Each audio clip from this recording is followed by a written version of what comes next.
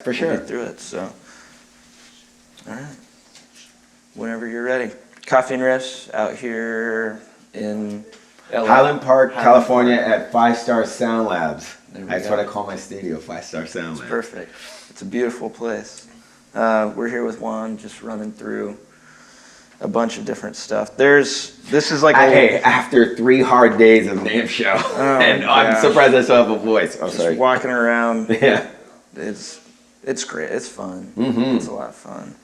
This is like a library of pedals. I don't know if everybody knows, but there's more here than we could ever dream up. So. And there's more borrowed and in storage than I could ever have imagined. So there was so much to choose from, and so you're doing the.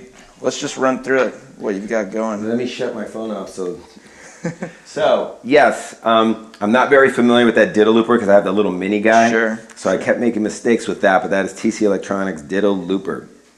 It goes into my absolute favorite ring modulator that you can buy new, as opposed to my real favorite, which is the Maestro ring modulator, but they're like $1,200 when they come on eBay. And Jamie from Earthquaker actually owns one, and he always tells me when they go up on sale, but I can never afford it.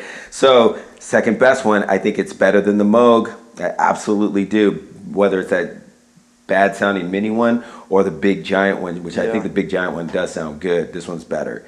And then this is JHS Penguin. I don't know what else to call it. What is it called? The Emperor, yeah. Okay. That's a tight little penguin. I feel bad if I crush on him. But anyway, and out of Israel, we have Greenhouse Effects. Greenhouse Effects Stonefish. Mm-hmm. Tight. It's an analog chorus and vibrato, which I think sounded beautiful. Sounds beautifully paired up with a distortion. I love vibrato. I use it a ton. I have a couple of Boss BB2s. I also like the Behringer Ultra Vibrato, and I love my Chase Bliss. Warp vinyl. And this is different, but it's definitely great sounding. And then this goes into my 1970s Electro-Harmonix Micro Synthesizer that has the best filtering that a person can buy for a micro synth. Even though I have a couple of 80s ones and one that was modded by the guy who created the micro synthesizer, it still doesn't sound like this. The filtering they used in this one is just awesome. Hard to deal with sometimes, but it sounds great. And then into my favorite distortion at the moment is the Mantic Vitriol, which is grindy, super awesome, just defined, clarity, everything. And then if anybody who cares what I've ever done, they know that this is my best and the best fuzz, I think, on the planet. And they all don't sound good, actually. I've owned probably 12, 15 of them. This one's the best sounding one. The second best sounding one I gave to a friend because she fell in love with it. So this one is still the number one. And anybody ever comes through in my studio, you dare me to A-B it with you, whatever fuzz you want to bring in, and I will smoke you with it. Yes. And then we went into the Wally Looper, the little HoTone, and that's when I was varying the speed because this sampler has a little speed knob on it and has output volume and input volume, and it's nice and little. Although I wish it was battery size so I could mount it on my instrument, but it's not. I totally would. Guys, actually, some kid sent me, you could do this, and there's like a little battery pack that's this big, and he goes, you could mount it on the back and then put that still on the front and just have one wire, which maybe I'll do, I don't know, or we'll see. But I just think, like, if you're gonna put a pitch knob on it, you better make it with a battery so you can mount it with Velcro on your instrument. Yeah. So and that's awesome. And I love all these pedals in the floor here. I own most of them, but this is what we chose this morning. Perfect. Awesome. What is your... Oh, shoot. And then this is a gift from an old bandmate of mine, Paul Gilbert. He gave me this. It's number 159, Jerry Jones, out of production. Jerry doesn't do this anymore. But it's a bass 6, so it's EADG strung, just like a bass, tuned just like a bass, but it's obviously a lot shorter scale, so the strings really flop. And it has a B and an E, and it's these pickups that are the magic. They sound great with effects. I also own a Jerry Jones guitar that has these same pickups, and they light effects up. And it's the split pickup, lipstick pickups, but they're single coil, but they don't have all that hiss and hum that all my single coil pickups have. And it's a Longhorn, and then I'm eventually going to get their baritone as well, and maybe even their sitar that he made. But these are collectors now because he doesn't make them anymore. It's awesome. Cool. And then we ran into my Ampeg model GVT 52 112 that they don't make anymore. They couldn't get people to remember that they made guitar amps, and they made awesome guitar amps, but they don't make those anymore. But they do make a V4B, and it's coming my way supposedly, and I'll use that for the bass 6 and guitar. Awesome. Cool, man. That's perfect. Awesome. Thank you. That was great. Hell yeah. Thanks, dude. Coffee and Riffs. You're next. Something. Follow that, Dave. He's gonna go the opposite way of some sort. He always.